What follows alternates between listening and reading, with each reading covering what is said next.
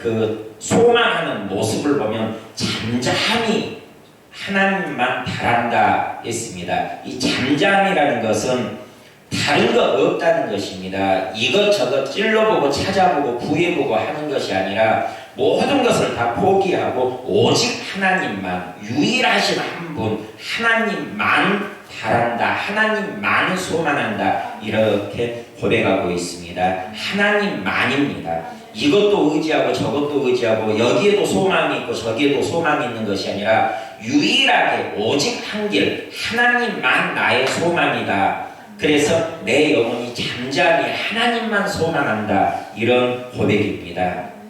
그런데 우리가 하나님의 도움을 구하고 하나님만 소망하지만, 하나님께 기도하지만, 하나님께서 내게 기도 응답하시는 방법은 하나님의 때가 되어야 이루어 주시고 하나님이 이루어 주실 그 때를 기다리라고 말씀하십니다. 그래서 당장 우리가 기도한 것이 응답받지 아니한 것 같고, 하나님이 내 기도를 안 들으시는 것 같고, 하나님과 내 사이가 멀어진 것 같은 그런 느낌이 듭니다. 그렇지만 그럴 때에도 우리는 알아야 될 것은 하나님은 내 기도를 들으시고 하나님은 나와 함께 계시고 오직 내 희망은, 내 소망은 하나님께만 있으며, 특별히 중요한 것은 하나님이 지금 말씀하지 아니하시고 당장 기도 응답하지 아니하셔도 하나님은 여전히 일하고 계시며 하나님의 역사는 계속 진행되고 있다는 사실입니다. 당장 기도 응답이 없다고, 당장 이루어지지 않는다고 하나님께서 내 기도를 외면하시는 것이 아닙니다. 그리고 하나님이 없는 것도 아니고 하나님이 멀리 있는 것도 아니라 나와 함께 계시며 또 내 기도를 듣고 계시며 내게 가장 좋은 시간대, 가장 적합한 시간대 그 기도를 응답하시기 위하여서 계획을 세우시고 그 계획을 진행시키시고 이루어 가고 계신다는 사실입니다. 하나님께서 지금 침묵하고 계시는 것 같으나, 잠잠하고 계시는 것 같으나, 말씀하지 않는 것 같으나 하나님의 역사는 이루어지고 있습니다. 진행되고 있습니다. 요셉을 보면 알 수가 있습니다. 요셉이 17살 되었을 때 형들에게 배반당하여서 갑자기 노예로 그렇게 팔려갑니다. 요셉이 집에 있을 때는 아버지의 특별한 사랑을 받고 호의호식하면서 그렇게 살았습니다. 채색 옷을 입고 아버지 무릎 아래에서 다른 형제들보다 더 특별한 그런 사랑을 받으면서 그렇게 살던 요셉입니다. 17살이니까 청소년기까지, 그렇게 고등학생이 될 때까지 아버지 집에서 그렇게 편안하게 왕자같이 그렇게 대접을 받으면서 살던 요셉인데 17살 되던 해 요셉의 인생이 뒤집어집니다. 갑자기 그렇게 귀하게 자라던, 대접받고 살던 요셉이 짐승 취급받으면서 노예가 되어버립니다. 그것도 외국 사람한테 팔려가가지고, 외국으로 팔려가서 아는 사람도 없는데 거기 가서 노예 생활을 합니다. 비참해집니다. 17살 때 그렇게 노예 생활을 하면서 그렇게 짐승같이 그렇게 살아가는데, 이 요셉이 17살 때까지 아버지 밑에서 신앙 교육을 잘 받았습니다. 계속 하나님의 말씀을 듣고 아브라함의 하나님, 이삭의 하나님, 계속 그 하나님 이야기를 듣던 요셉입니다. 그래서 17살까지 신앙교육을 집에서 받았으니까, 아버지한테 직접 이렇게 1대1로 교육을 받았으니까 얼마나 믿음이 좋은지, 기도를 얼마나 잘하겠습니까? 하나님, 왜 내가 이래야 됩니까? 왜 내가 이렇게 노예로 끌려와서 이 어려운 환경, 이 어려운 힘든 생활을 해야 됩니까? 나 집에 빨리 돌아가게 해주세요. 내 아버지가 있는 곳으로 나 좀 돌려보내주세요. 요셉이 얼마나 울부짖으며 부르짖고 기도했겠습니까? 그러나 하나님은 침묵하셨습니다. 1년, 2년 침묵하신 것이 아니라 요셉이 30살 될 때까지 하나님께서는 조용히 요셉을 이끌어 가셨습니다. 그동안 요셉은 하나님께 부르짖고 기도하여도 도무지 길이 열리지 아니하고 자기 아버지 집에 돌아갈 기미가 전혀 보이지 않습니다. 그렇지만 하나님이 계획하신 바가 있고 뜻하신 바가 있어서 하나님께서는 조용히 요셉을 그 감옥 안에서 노예 생활을 하면서 훈련시키고 단련시키고 실력을 쌓게 하고 거기에서 한 나라 살림 재정을 맡아서 한 나라를 통치할 수 있는 통치자가 될 수 있는 모든 교육을 거기에서 받게 하셨습니다. 17살부터 시작해서 30살 될 때까지 그냥 국가가 교육비를 다 지원해주고 장학금 다 주고 먹여주고 입혀주고 재워주고 국가에서 요셉이 자라나면서 공부하면서 필요한 모든 것을 그냥 막 무료로 주게 하고 애굽이라는 나라에서 국가 장학금으로 그 애굽에서 요셉을 키우게 하셨습니다. 한 나라를 책임지고 한 나라를 다스릴 수 있는 총리가 될 수 있도록 요셉이 그렇게 본인 생각으로는 고생이요 힘들고 짐승 같은 노예 생활이었는데 하나님 입장에서 보면은 국가 장학금을 자동적으로 베풀면서 요셉이 거기서 고등교육을 다 받고 그 애굽 사람들과 감옥에서 그 왕의 감옥에 들어가니까 궁중에서만 일하던 고급 공무원들만 감옥에 있습니다. 거기에서 그 사람들과 이야기하면서 애굽의 모든 지식을 그 안에서 다 전수받고 배우지 못한 것, 자기 아버지 집에 있으면 들어보지도 못할 일들을 그 감옥 안에서 그 애굽의 궁중에 일하는 그 고위 공무원들 만나가지고 1대1로 그렇게 과외를 받으면서 그렇게 정치적인 사람으로 온 세상을 다스릴 수 있는 능력자로 실력자로 그렇게 길러지고 있었습니다. 그래서 드디어 요셉이 30살이 되니까 세상에 나오기 시작합니다. 애굽의 총리로 그렇게 등극하였습니다.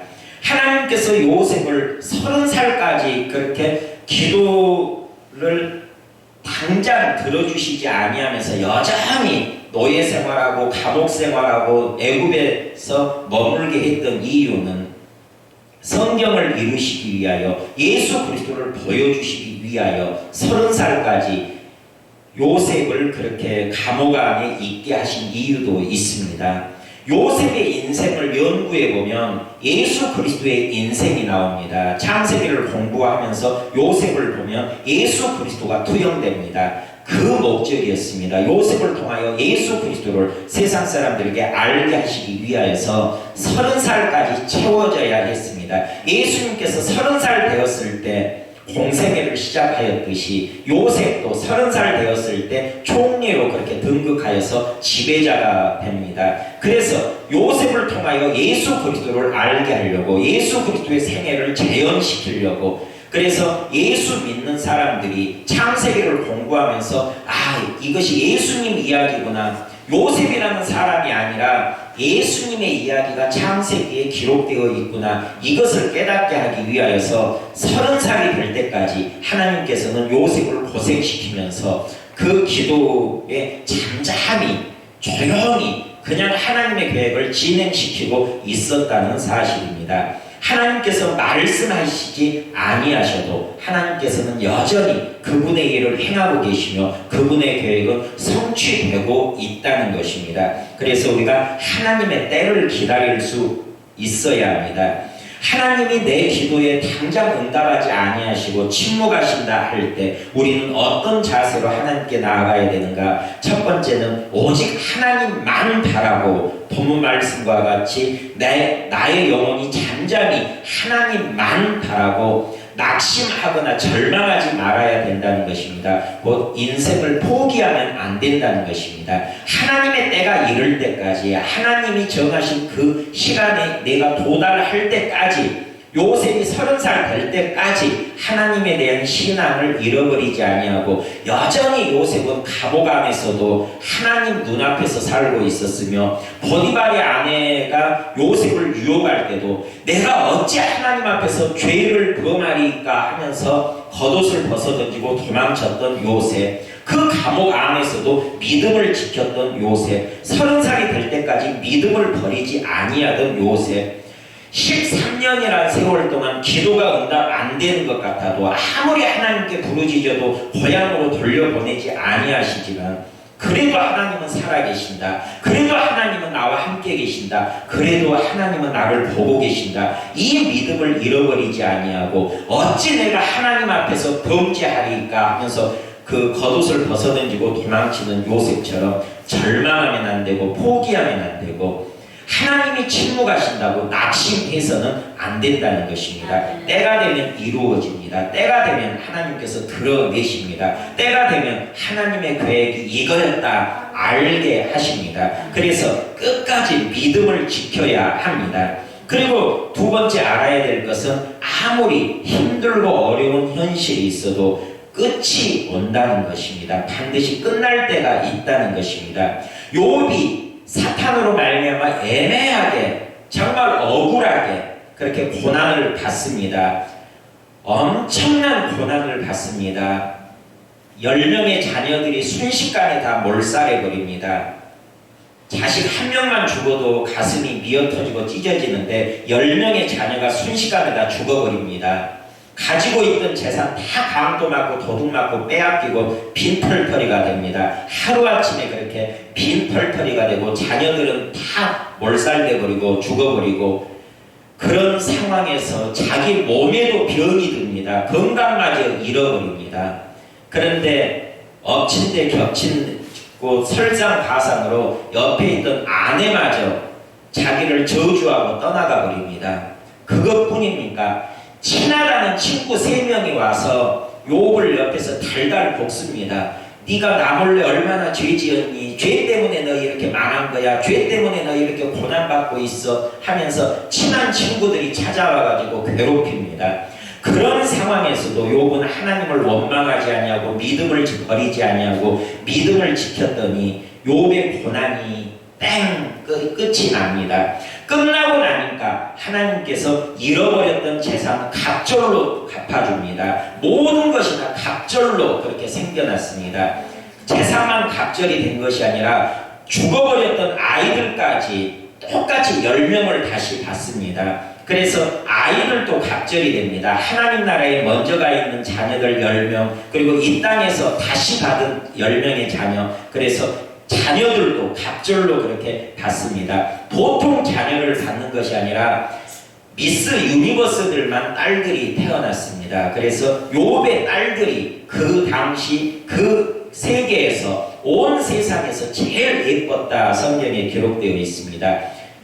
자녀들을 주어도 가장 훌륭한 자녀들로 그렇게 하나님께서 갚아줍니다. 그 고통의 끝이 오니까 그 시험의 때가 끝나니까 그런 하나님의 큰 은혜가 임합니다. 욥의 고난도 끝이 있었던 것처럼 우리가 당하는 어려움도 힘든 순간도 끝이 온다는 것입니다.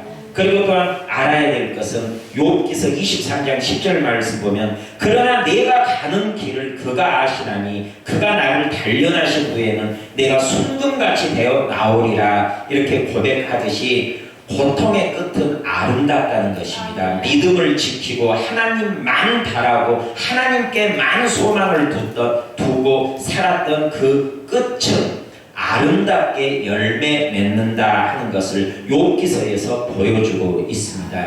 오늘 당장 힘들고 처한 고통 때문에 가슴이 답답하고 또 하나님이 내 기도에 당장 응답하지 않는 것 같아서 내가 힘들지라도 하나님만 바라고 하나님만 의지하고 하나님께만 내 모든 소망을 두면서 이 고통이 끝날 때를 기다리고 아름답게 하실 그 순간을 우리가 기대하고 또 우리가 믿음을 지키면서 소망의 줄을 잡고 그 소망의 끈을 꼭 붙잡고 우리가 이 현실을 이겨나가야 합니다.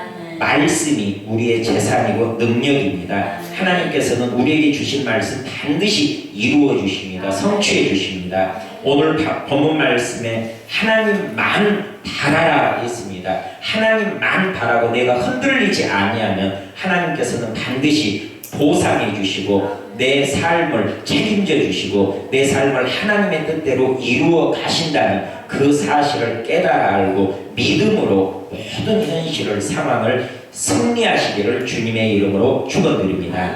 기도하겠습니다. 아버지 하나님, 나의 영혼이 잠잠히 하나님만 바랍니다. 하나님만이 나의 구원이십니다. 하나님만이 내 인생의 반석이십니다. 하나님만이 내 인생의 요새가 되십니다. 하나님만이 나의 도움이십니다. 하나님만 바라는 믿음 허락하여 주시고 이 믿음 지켜나갈 수 있도록 오늘 주신 말씀 우리 마음에 잘 박힌 못이 되게 하여 주시고 우리 마음에 가득 차게 하여 주시고 힘들고 어려운 상황에서 현실에서 이 말씀이 내 속에서 솟아나오게 역사하여 주시옵소서.